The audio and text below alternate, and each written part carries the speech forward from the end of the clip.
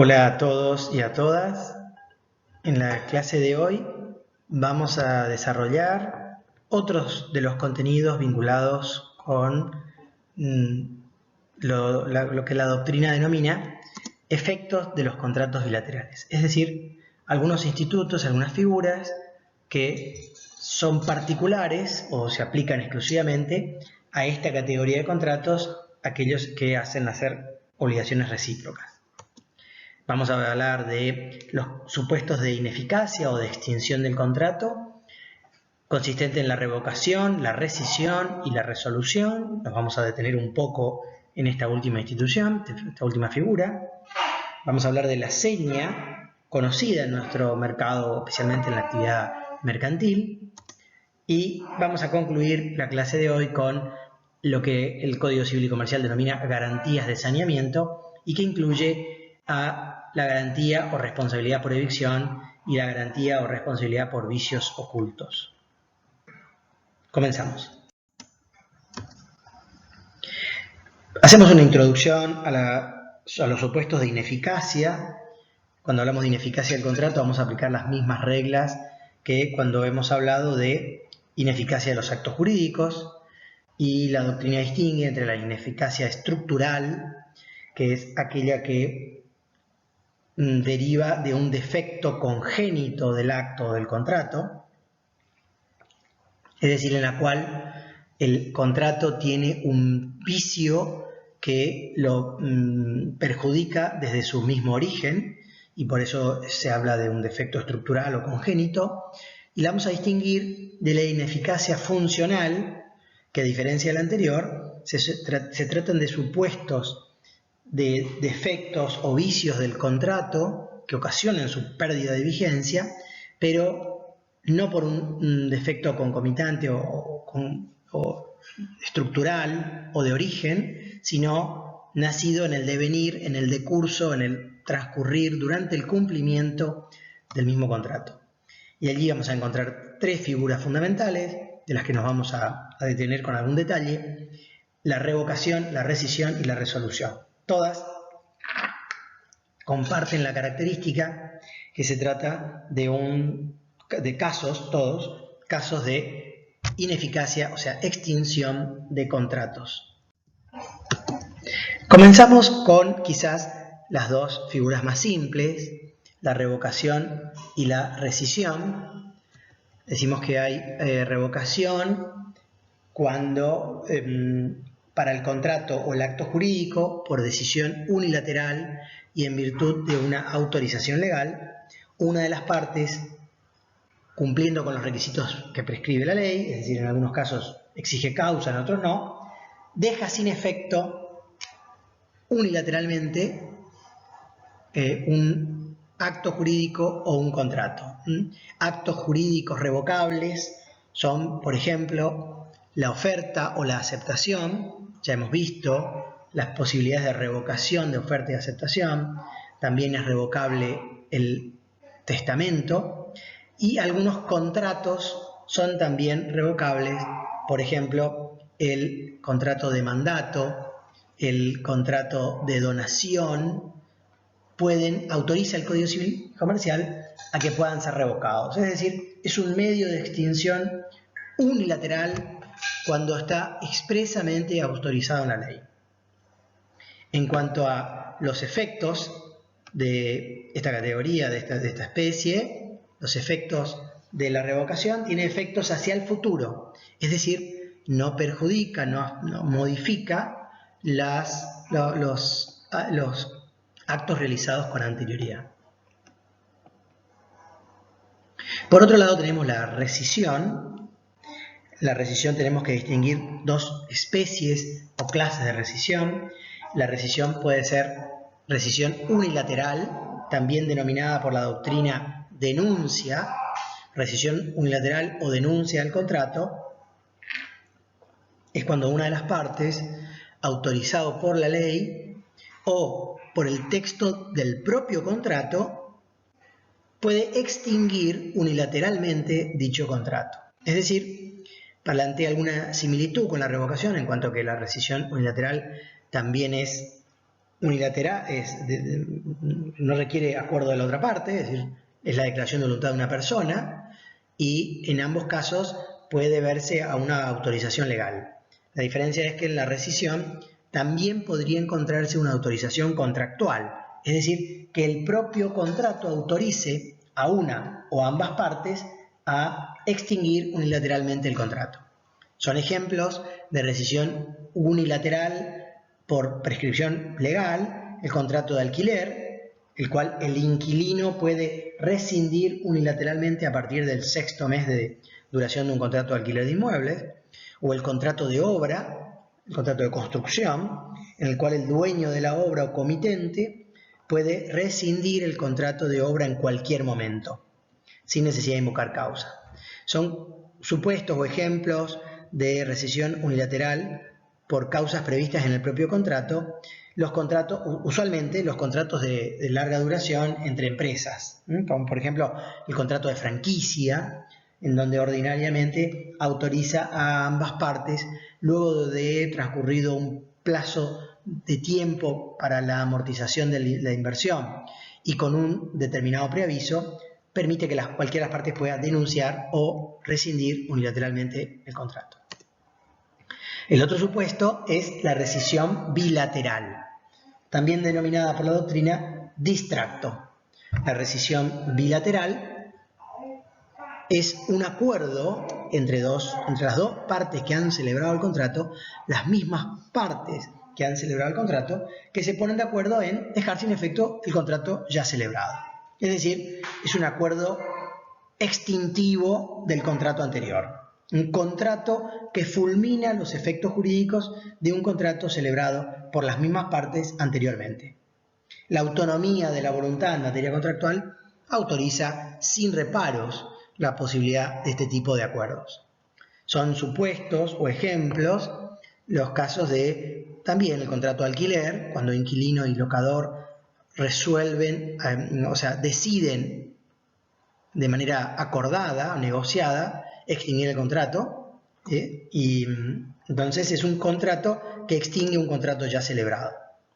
La rescisión unilateral o bilateral tiene efectos, al igual que la revocación, exclusivamente hacia el futuro, aunque tenemos que reconocer que en el supuesto de la rescisión bilateral, las partes podrían, si lo desean, darle un efecto diferente, no solo hacia el futuro, sino retroactivo, puesto que aquí está en juego la autonomía de la voluntad y las partes podrían negociar en una rescisión bilateral que el contrato extinto pueda mantener los efectos o no. En cuanto a la normativa para la revocación y la rescisión, en cuanto a sus efectos, está previsto en el artículo 1079, inciso A, del Código Civil y Comercial. El supuesto más importante de ineficacia y al que le vamos a dar algún detalle es la resolución. La resolución es la extinción del contrato por imperio de la ley o por decisión de una de las partes que fulmina los efectos del contrato con efecto retroactivo, es decir, las partes deben restituirse lo que han recibido recíprocamente. Este efecto retroactivo aparece regulado en el Código Civil y Comercial en el artículo 1079, inciso B.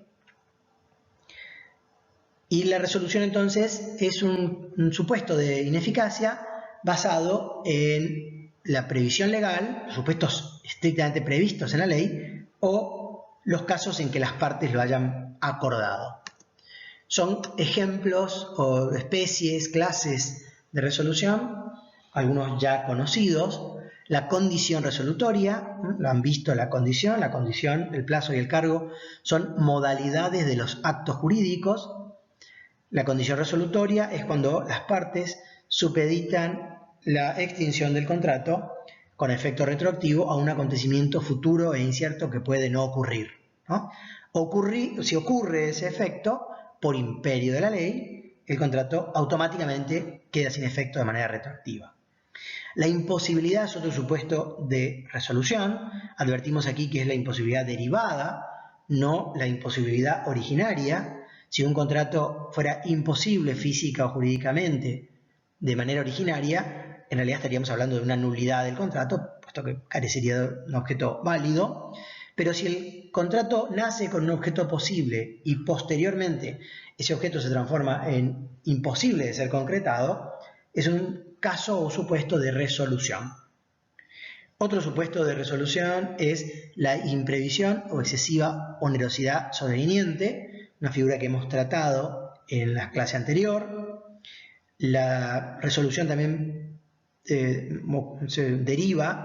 surge de la frustración de la finalidad, la frustración de la causa fin, que también hemos tratado, hemos analizado en una clase anterior. Y por último, un supuesto más de resolución es el incumplimiento. El incumplimiento de un contrato bilateral autoriza a la otra parte, a la parte cumplidora, a pedir la resolución. Esta figura se llama pacto comisorio, según la denominación de la doctrina, y el Código Civil y Comercial denomina cláusula resolutoria. Nos vamos a detener con algún detalle en esta última modalidad de resolución.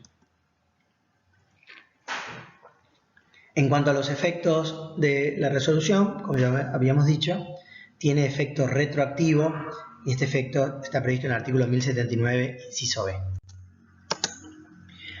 Vamos a hablar ahora entonces del pacto comisorio o, como denomina el Código Civil y Comercial, cláusula resolutoria, y que es la facultad que tiene una de las partes de resolver el contrato ante el incumplimiento de la prestación a cargo de la otra parte. Entonces, la resolución por pacto comisorio es cuando lo que da razón o motivo, lo que origina la resolución, es el incumplimiento de una de las partes de un contrato que permite a la parte que está cumpliendo el contrato, es decir, que no está en mora, a decidir la extinción del contrato. Hay dos clases o especies de pacto comisorio. El pacto comisorio expreso, que está previsto en el artículo 1086, esto es cuando las partes han incorporado a las cláusulas del contrato una facultad particular que autoriza a una o ambas partes a extinguir el contrato. Es decir, cuando las mismas partes han establecido, han pactado, han acordado, en virtud de la autonomía de la voluntad, que determinados incumplimientos autorizan a la otra parte a pedir la extinción por pacto comisorio o cláusula resolutoria. Aquí la autonomía de la voluntad da fundamento suficiente a esta forma de resolución. Otra clase o especie de pacto comisorio es el pacto comisorio implícito o tácito, previsto en el artículo 1087 y 1088. Aquí el fundamento, la razón de ser, es la necesaria correspectividad entre las prestaciones de ambas partes. Es decir, si una parte se obligó en razón de la obligación que asumió la otra y la otra parte no cumple, la ley autoriza a que ese incumplimiento le da derecho a la parte que sí está cumpliendo a poder pedir la resolución. ¿Cuáles son los requisitos para poder exigir o pedir, hacer valer el pacto comisorio? Primero tiene que haber un incumplimiento de la prestación. Este debe ser un incumplimiento esencial. El propio Código Civil, en 5 incisos del artículo 1084, establece cuáles son los incumplimientos que se consideran esencial, es decir, claramente es el incumplimiento total, pero si fuera un incumplimiento parcial, ¿cuándo ese incumplimiento parcial es suficiente para habilitar la posibilidad del pacto comisorio? Y vamos a decir, sin perjuicio de la lectura de la bibliografía y del propio artículo sobre estos 5 supuestos de configuración del incumplimiento, podemos decir en general que el incumplimiento, para que habilite el pacto comisorio, debe ser un incumplimiento importante, grave, esencial. Si el incumplimiento no es tal, si fuera un incumplimiento de una prestación accesoria, de un incumplimiento menor, un pequeño retardo, no habilita el pacto comisorio, aunque por supuesto el acreedor de ese incumplimiento, el acreedor de esa obligación, puede exigir en tanto acreedor el cumplimiento completo, perfecto, en tiempo y con todas las características tal como está acordado, pero no le va a autorizar a esa parte del contrato a resolver el contrato, o sea, a extinguirlo. Además, debe existir una comunicación de la decisión de resolver. Me detengo un poco en este punto antes de avanzar a las formas de resolución, diciendo que para que el pacto comisorio pueda tener eficacia, es decir, extinga el contrato por resolución, debe haber una decisión voluntaria de la parte cumplidora de querer resolver el contrato. Es decir, advertimos aquí que no se trata de un supuesto de resolución por imperio de la ley, sino es por voluntad de la parte. Y debe ser la parte que se encuentra in bonis, como dice la doctrina, o sea, que no está en mora. No puede la misma parte incumplidora pedir la resolución, sino que solamente la parte cumplidora puede exigir la resolución, pero además debe comunicar la resolución. Esto tiene relación con que la resolución del contrato es una vía, es un camino, es una posibilidad que tiene la parte cumplidora, pero no es una exigencia legal. Es decir, ante el incumplimiento, la parte que está cumpliendo el contrato puede exigir el pacto comisorio, pero también puede exigir que se cumpla el contrato. Es decir, puede optar por una u otra vía. La ley no le impone una sola medida, un solo camino. Entonces, es la parte cumplidora la que puede optar. De tal manera, la decisión de la resolución no es por imperio de la ley, sino es por decisión de la parte. Entonces, para que sea efectiva esa resolución por pacto comisorio, debe haber una comunicación de la decisión de resolver. Esta obligación de necesariamente comunicar la decisión de resolver aparece regulada expresamente en el inciso A del artículo 1078 del Código Civil. Con respecto a los medios o formas de hacer efectiva la resolución por pacto comisorio, el Código Civil admite el medio judicial, una demanda judicial de resolución, o el mecanismo, los medios extrajudiciales, ordinariamente mucho más breves, rápidos, ágiles e informales. Seguimos con el pacto comisorio y destacamos una característica que lo distingue de la resolución y de la rescisión, de la revocación y de la rescisión que hemos visto anteriormente, y es que el pacto comisorio, en tanto que es una resolución, tiene claramente efectos retroactivos previstos en el artículo 1079 inciso B, aunque estos efectos no pueden, esta retroactividad del contrato no puede afectar derechos de terceros. Vale decir, supongamos que yo vendo algo, entrego la cosa vendida, no me pagan el precio, entonces ante el incumplimiento total del comprador decido resolver el contrato y como tiene efecto retroactivo debe volver las cosas al estado anterior, la cosa vendida debería volver a mi patrimonio. Pero si en ese espacio de tiempo algún tercero hubiera adquirido algún derecho, por ejemplo, algún tercero hubiera embargado la cosa mientras estaba en propiedad del comprador, o algún tercero hubiera comprado total o parcialmente la cosa y hubiera adquirido derecho real de dominio o condominio sobre esa cosa, la retroactividad de la resolución del contrato originario no perjudicaría nunca los derechos de ese tercero y en el caso del ejemplo solamente me quedaría como reparación la indemnización de los daños y perjuicios ocasionados. La resolución por pacto comisorio admite lo que la doctrina llama ius variandi o el derecho de opción, y es la posibilidad que si la parte cumplidora exige demandar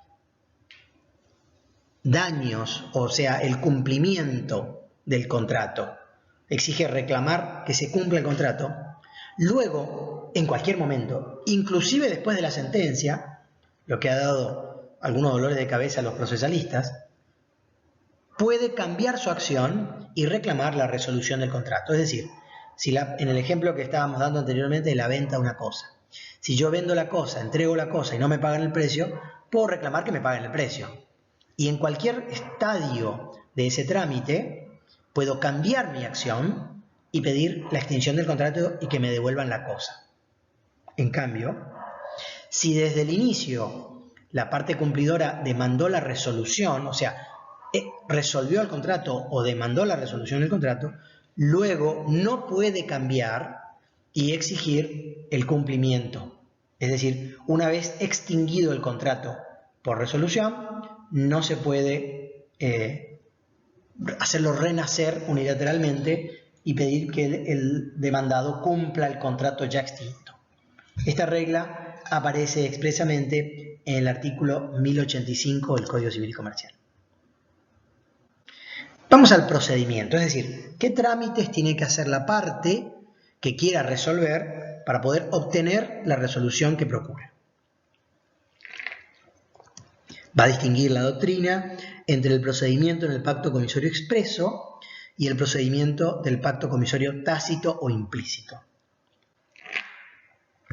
Reiteramos que el pacto comisorio expreso es cuando está previsto literalmente en una cláusula del contrato, y el Código Civil, en el artículo 1086, autoriza a que a partir de la mora de una de las partes, la otra, es decir, la parte que está in bonis, o sea, la parte cumplidora, puede resolver el contrato. Es una opción de ella, debiendo comunicar su decisión. La resolución del contrato se produce cuando la comunicación, cuando se realiza, cuando llega a destino la comunicación de la resolución. Es decir, el contrato va a seguir vigente aún luego de la mora hasta el momento de la recepción de la comunicación de la decisión de extinguir el contrato. La característica del procedimiento en el pacto comisorio expreso es que requiere comunicación de la parte cumplidora. En cambio, el pacto comisorio tácito, que es aquel en el cual las partes no han previsto expresamente una cláusula que autorice a una o ambas partes a extinguir el contrato ante el incumplimiento, pero esta facultad o este derecho surge implícitamente del texto legal, surge tácitamente del texto legal como un efecto natural de los contratos bilaterales, el trámite va a ser diferente. A partir de la mora, es decir, ante el incumplimiento de una de las partes, la otra parte debe intimar, o sea, exigir, reclamar el cumplimiento a la parte morosa en un plazo no menor a 15 días. Además, dice el Código Civil, la intimación debe ser por un medio fehaciente y debe contener el apercibimiento de la resolución. Pero nos quedamos con esta primera parte, que es la más importante. La parte cumplidora, ante la mora de la otra parte, no puede elegir extinguir el contrato directamente, sino que debe dar una especie de plazo extra para el cumplimiento, que no puede ser menor a 15 días, para que la parte incumplidora pueda cumplir manteniendo vivo el contrato. Vencido ese plazo, o sea, luego de esos 15 días, si la parte incumplidora no cumplió, a partir de allí, automáticamente, es decir, sin necesidad de una segunda notificación, se produce la resolución del contrato. Así como dijimos que en el pacto comisorio expreso lo característico era la comunicación de la decisión de resolver, en el pacto comisorio tácito o implícito, lo que lo define en cuanto a su procedimiento es la necesidad de la intimación, por un plazo no menor a 15 días, al cumplimiento. Es decir, antes de resolver, la parte debe darle una segunda chance u oportunidad de que el incumplidor cumpla. Aunque no quiera que cumpla, aunque la parte que está cumpliendo el contrato decida o prefiriera extinguir el contrato por resolución, no lo puede hacer, si es un pacto comisorio tácito, directamente, no puede extinguir el contrato sin esta previa intimación al cumplimiento por 15 días. Y si dentro de los 15 días la parte morosa cumple, ya el contrato no podrá ser resuelto, al menos por este incumplimiento. Cambiamos de figura y pasamos a la seña, también denominada por la doctrina señal o arras. Su concepto, su definición, muy conocido en la doctrina, está prevista legislativamente en el artículo 1059 del Código Civil y podemos decir que seña es algo, una cosa o bien, entre paréntesis, es decir, un objeto material o inmaterial, pero en ambos casos susceptible de apreciación pecuniaria, es decir, un objeto valioso, ¿no? Puede tener mayor valor o menor valor, pero tiene valor. Es cuando una parte da entonces un bien o una cosa a la otra parte en un contrato ya celebrado para asegurar su cumplimiento o para permitir que cualquiera de las partes pueda arrepentirse de dicho contrato. Es una figura muy conocida en la contratación mercantil, aunque, bueno, no siempre advirtiendo las características de los efectos que tiene, ¿sí? En cuanto a las denominaciones, como tiene el título, se lo suele denominar seña, señal o arras, y también la cosa o el bien que se entregan se suele llamar seña. Es decir, se llama seña al pacto, y así como también se llama seña a la cosa o a la suma de dinero, que también es cosa, que se entrega en concepto de este pacto de seña. El ámbito de aplicación de la seña es en un contrato celebrado, es decir, la seña no es una cláusula que accede a un contrato, a la preparación de un contrato, ni tampoco en el momento de las tratativas. Hay algunas figuras análogas a la seña que no nos vamos a detener, como por ejemplo la reserva, que son acuerdos o pactos en los cuales una persona da algo de valor a la otra parte para, como dice la palabra, reservar una cosa durante un cierto tiempo, generalmente muy breve, pero sin que necesariamente signifique que existe contrato. Esto no es seña. La seña se da cuando el contrato ya está celebrado y las partes quieren o asegurar el cumplimiento o permitir que cualquiera de ambas pueda arrepentirse. Como ven, la seña puede tener dos efectos sumamente disímiles, diría antagónicos entre sí, porque es totalmente contradictorio decir que pueda tener el efecto de reforzar el cumplimiento o permitir el arrepentimiento. Es decir, son dos efectos incompatibles entre sí. No podría una misma seña tener el efecto de reforzar que se cumpla, pero permitir que se arrepientan, puesto que sería sumamente contradictorio, lo cual da lugar a dos especies de señas, ¿no? La que va a tener por efecto reforzar el cumplimiento y aquella otra, diferente, no puede ser igual a la anterior, que tiene como efecto particular permitir el arrepentimiento. El surgimiento de estas dos especies de señas aparece en el derecho argentino por la existencia, durante el siglo XIX y el siglo XX, del Código Civil por un lado y el Código de Comercio por otro lado. El Código Civil regulaba una especie de seña, el Código de Comercio regulaba otra especie de seña. Hoy, con el Código Civil y Comercial unificado, digamos, el Código Civil y Comercial vigente desde el 1 de agosto de 2015, bien, la legislación ha tratado de compatibilizar ambas especies de seña.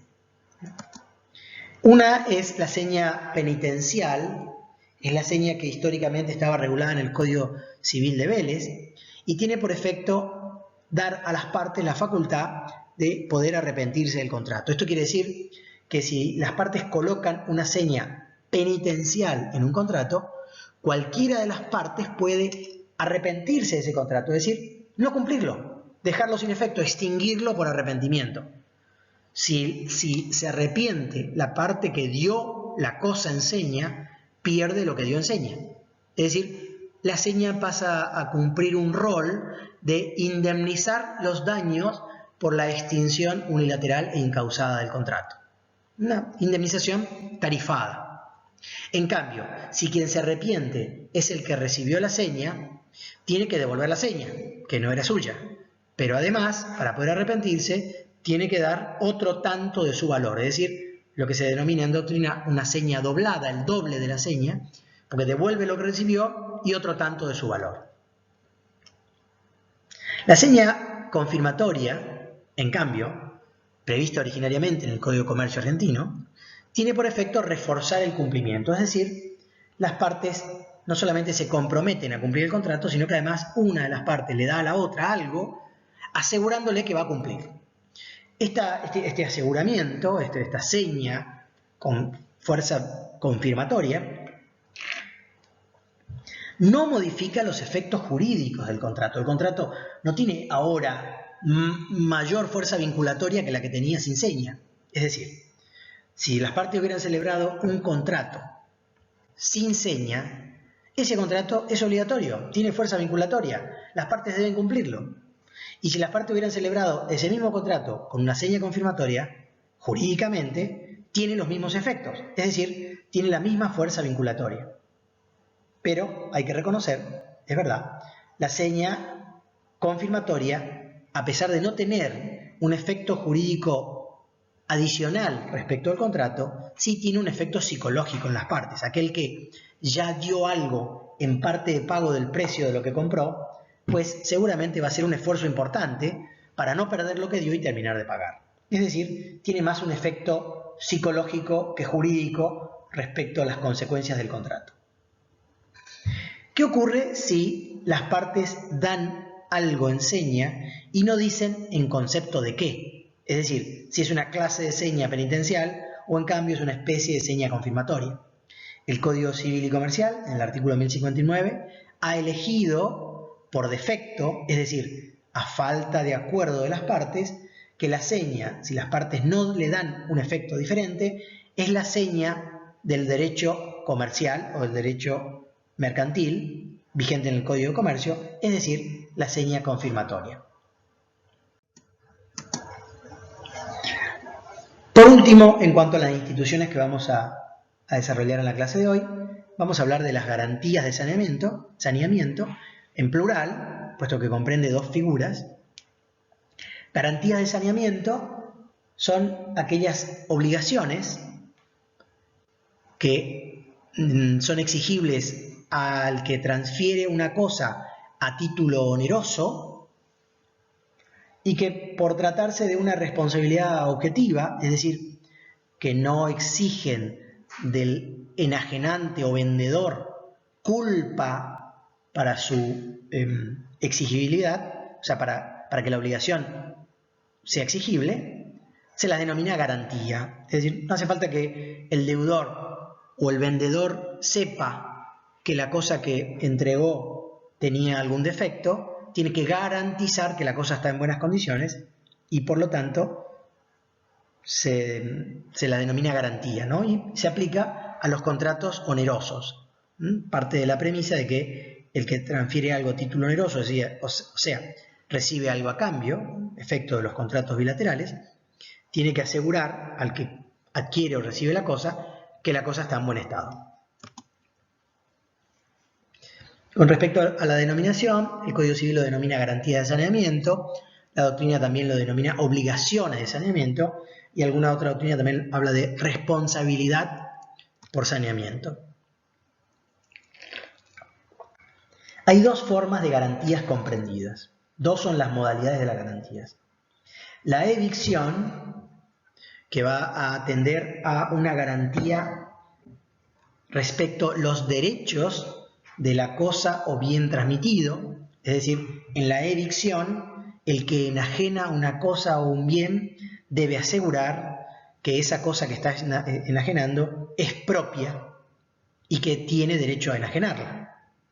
Si luego apareciera que tiene otro dueño o tuviera una medida cautelar o una inhibición u otro derecho real, por ejemplo un derecho real de garantía, pues entonces el enajenante, el que la vendió a la cosa, el vendedor, debe responsabilizarse por esta garantía de evicción que atiende a los derechos respecto de la cosa o bien transmitido. Y por otro lado tenemos los vicios ocultos, una segunda garantía de saneamiento que, a diferencia de la anterior, que garantiza los derechos sobre las cosas o el bien, en los vicios lo que debe garantizar el vendedor es que la materialidad de la cosa está en condiciones. Es decir, que la cosa no presenta defectos, imperfecciones, fallas que sean imperceptibles a la vista, es decir, que no pudieron ser advertidas al momento de la entrega y por eso se denominan a esta garantía vicios ocultos. Claramente, si yo compro una cosa que está rota, una cosa que está destruida, puedo comprar algo que está roto, pero estoy advirtiendo que está roto, ¿no? El que vende chatarra puede vender chatarra, no está prohibido, no es ilícito, pero lo que se busca garantizar es que el que vende una cosa en buen estado se haga garante o garantice que la misma está en ese buen estado y no que presente un defecto imperceptible, invisible, oculto, que no pudo ser detectado luego de la revisión al momento de la entrega. El ámbito de aplicación de estas garantías son los contratos onerosos o bilaterales, como todos los que venimos trabajando, y excepcionalmente, vamos a decir, excepcionalmente podría afectar a los contratos gratuitos. Esto tiene que ver con que si se trata de un contrato gratuito donde no hay contraprestación, tampoco hay, en principio, garantía por evicción o vicios ocultos. Si alguna persona regala algo gratuitamente a un amigo y luego resulta que esa cosa que regaló tenía una falla, tenía un defecto, el que recibió el regalo no puede pedir que le den una cosa nueva o que le paguen el precio de su valor. Si fuera un contrato oneroso, en cambio, sí puede exigirlo, puesto que aquí está en juego la idea de la correspectividad de obligaciones. ¿Cuáles son las acciones que plantea la responsabilidad por saneamiento? Están previstas en el artículo 1039. Dice el artículo: el acreedor de la obligación de saneamiento tiene derecho a optar por, inciso A, por la subsanación del título o de los vicios, o sea, de los defectos. Si es de evicción, subsanación del título, el derecho.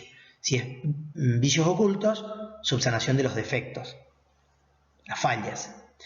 B, otra acción que tiene, también puede reclamar un bien equivalente si la cosa o bien es fungible. Supongamos, adquirí un electrodoméstico nuevo y falla, puedo pedir un reemplazo por otro de la misma calidad y especie. Y tercero, puede reclamar o exigir la resolución del contrato. Vemos aquí que aparece nuevamente la idea de resolución y entonces sumamos a las clases o supuestos de resolución que habíamos visto en las diapositivas anteriores, que las garantías de saneamiento también autorizan la resolución del contrato. Esto quiere decir que la parte que se ve perjudicada por la evicción o por los vicios ocultos puede pedir la extinción retroactiva del contrato, es decir, volver atrás en el contrato, que vuelvan las cosas al estado anterior. Pero, dice el Código Civil, salvo los casos previstos en los artículos 1050 y 1057, que agregamos, es decir, son los casos de abuso, es decir, cuando el defecto es subsanable, supongamos el título sea subsanado, si es un caso de evicción, o el defecto o la falla del producto es corregible, supongamos porque cambiando una pieza el electrodoméstico funciona perfectamente como si fuera nuevo nuevamente, no puede la parte acreedora de la garantía hacer una especie de abuso del derecho y exigir la resolución cuando el defecto puede ser subsanado. Entonces vemos que la acción por saneamiento admite la resolución, pero solamente en los supuestos en que el defecto no se puede subsanar o el título no se puede corregir. A esta responsabilidad por saneamiento debemos distinguir la responsabilidad por daños, que está regulada expresamente en el artículo 1040. ¿Esto qué quiere decir? La responsabilidad por saneamiento, como habíamos dicho, se trata de una responsabilidad objetiva. Es decir, puede ser que yo compré el electrodoméstico y quien me lo vendió no sabía que la cosa tenía un defecto. Por lo tanto, en principio, me tiene que cambiar la cosa o me tiene que corregir, arreglar la cosa, o subsanar los efectos, las fallas que tiene, pero no me paga los daños producidos por esta evicción o vicio oculto, puesto que de su parte no hubo culpa, salvo en los supuestos previstos expresamente en el artículo 1040 de responsabilidad por daños. Es decir, debemos distinguir la garantía de saneamiento que habilita siempre las acciones por saneamiento, pero no siempre la responsabilidad por daños. Y dice el artículo 1040, el acreedor de la obligación de saneamiento tiene derecho a la reparación de daños cuando, o sea, tiene derechos siempre que tiene derechos, excepto, es decir, cuando no aplicaría daños si el adquirente, el que compró la cosa, conoció o pudo conocer el peligro de la evicción o la existencia de efectos, si el que la vendió no conocía ni podía conocer que tenía defectos o vicios, si la transmisión fue hecha a riesgo o si la adquisición fue en una subasta. Es decir, que no va a haber responsabilidad por daños si el que la compró sabía que podía haber vicios o saneamiento, si el que la vendió no sabía que podía haber vicios o saneamiento, si se compró a riesgo o si se compró en subasta. Brevemente vamos a hablar de la garantía de evicción, que realmente tiene una importancia muy acotada en el derecho argentino, y es el contenido de la responsabilidad se vincula con asegurar los títulos, es decir, los derechos respecto de la cosa transmitida. Dice el artículo 1044 que la responsabilidad se extiende a la turbación de derecho, total o parcial, que recae sobre el bien por una causa anterior o contemporánea. Es decir, compro una cosa y resulta que el que me la vendió no era el dueño, y aparece un dueño que tiene una causa anterior a mi compraventa. La evicción tiene una importancia sumamente acotada, puesto que cuando se trata de bienes registrables, la registración autoriza la compra de buena fe cuando el comprador adquiere conforme las constancias del registro, y cuando se trata de bienes no registrables, la posesión vale título, con lo cual el adquirente de buena fe y a título oneroso tiene un título suficiente que no puede ser turbado. Con lo cual la evicción tiene hoy un espacio sumamente acotado a los supuestos de la prescripción adquisitiva o usucapión. Es decir, supongamos compro un inmueble, se lo compro al dueño que figura en el registro, se lo compro con título, hacemos la escritura ante el notario, inscribimos el título a mi nombre, pero cuando voy al terreno resulta que hay un ocupante allí que vive hace 40 años. Y por lo tanto, esa persona que no tenía un título inscripto, en cambio sí se ha transformado, luego de una posesión continua, pública y pacífica de 20 años, en el dueño de la cosa, y por lo tanto no voy a poder desalojar a ese propietario, aunque no tenga título inscripto, porque en virtud de la prescripción adquisitiva larga, de 20 años, ha podido transformarse en dueño de la cosa. Y para estos casos queda casi exclusivamente reservada los supuestos de responsabilidad por evicción. El Código prevé un procedimiento especial y que tiene como característica la necesaria citación por evicción al vendedor, es decir, la evicción se va a dar en un juicio entre el comprador y el tercero que dice tener mejores derechos, en el caso del ejemplo, el poseedor, ya propietario, y a ese juicio, necesariamente, para que exista garantía por evicción, el comprador debe citar al vendedor, ¿no? La citación, si no lo cita, pierde la garantía.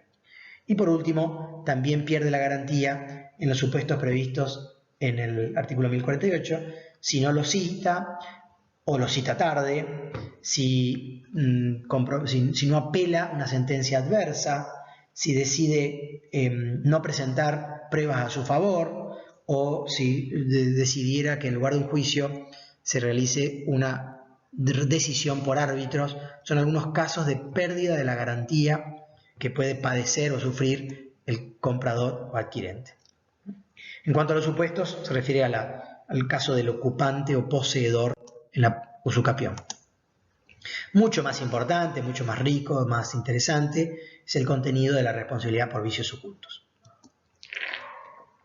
Lamentablemente, pese a su importancia, la redacción del Código Civil en la materia no es la mejor. Vamos a dar una idea y luego leemos el artículo para mostrar la dificultad con que ha sido redactada esta sección del código, esta parte del código. La responsabilidad por vicios ocultos es la garantía que debe el que transfiere una cosa a título oneroso por las fallas o defectos que la cosa pueda hacer aparecer, siempre y cuando se traten de defectos ocultos, es decir, no pudieron ser advertidos al momento de la entrega y que tengan una causa origen anterior a la entrega, es decir, el defecto ya estaba en germen desde el momento de la entrega, aunque no era visible. El Código Civil, lamentablemente, usa la denominación que dice, artículo 1051, la responsabilidad por vicios ocultos se extiende a, inciso A, los defectos no comprendidos en las exclusiones del 1053. Es decir, dice, sí es vicio oculto lo que no está excluido en otro artículo. La verdad que la redacción es tristísima, muy compleja, y luego agrega en el inciso B del artículo 1051 los vicios redivitorios, que vamos a distinguir vicios ocultos de vicios redivitorios. O sea, el Código Civil y Comercial ha distinguido una distinción que no aparecía en el Código de Vélez, vicios ocultos de vicios redivitorios. Vicios ocultos, como dijimos, son defectos o fallas en la cosa que no sean advertidos, que no podían ser advertidos, no estaban visibles al momento de la entrega y que tengan origen en una época anterior a la entrega. En cambio, son vicios redivitorios los que reúnen esos dos requisitos, pero que además son defectos graves en la cosa, son fallas importantes. Entonces, es evidente que la garantía por vicios ocultos comprende los vicios redivitorios, pero también comprende defectos no graves. Respecto de la garantía por vicios ocultos, el Código Civil prevé un plazo de caducidad según se trate de cosas muebles o inmuebles. Si la cosa es una cosa mueble, la garantía caduca a los 3 años, es decir, si yo compro un inmueble, pasan 3 años y luego de los 3 años aparece el defecto, ya no podré reclamar garantía por vicios ocultos, y en cambio si es una cosa mueble, la garantía es de 6 meses, ¿no? Si yo compro una cosa mueble y el defecto se hace visible después de los 6 meses, no puedo reclamar la garantía por vicios ocultos. Esta garantía se puede extender convencionalmente, ¿no? De hecho, por ejemplo, la compraventa de algunas cosas muebles, como por ejemplo los vehículos o automotores, tiene una garantía de este plazo mayor, que va de 1 año para algunos vehículos hasta 5 años de acuerdo al fabricante.